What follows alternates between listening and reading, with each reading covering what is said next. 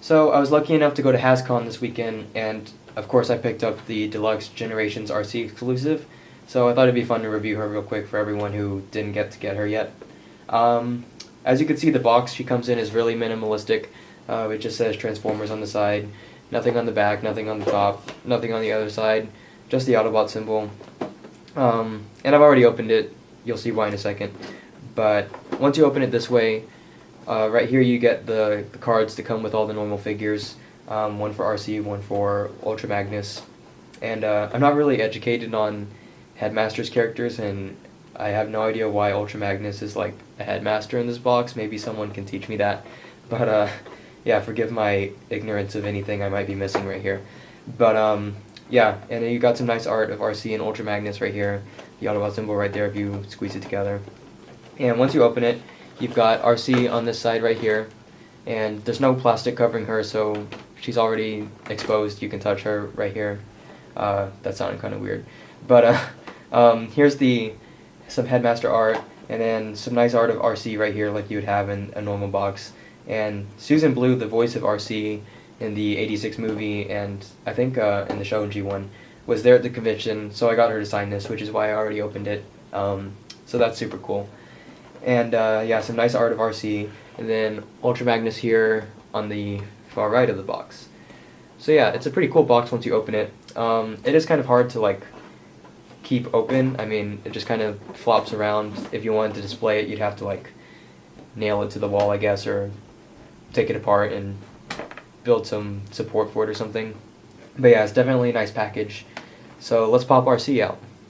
So here she is out of the box with the original figure that she's retooled / repainted after Blur. And yeah, you can see that there's a lot of differences, more than I realized. The legs, the shoulders, not much of anything on the chest, I don't think. Obviously different weapons. She's got a really nice head sculpt. It's mostly just white with some pink highlights on the side and some small blue highlights, but it's pretty good looking. Looks pretty faithful to the character from my memory at least. You can see the details that they've molded on and changed from the Blur mold, like her shoulders here. I'm not going to go over posability too much. She's got the same posability as Blur. Lots of ball joints, swivel. Her joints are really nice and tight. The same leg joints. So another super posable figure, which is awesome. One of the reasons why I was really wanting to buy her is the posability that I like so much in Blur. She's got too. But here's the Ultra Magnus Headmaster. Too small to actually really describe.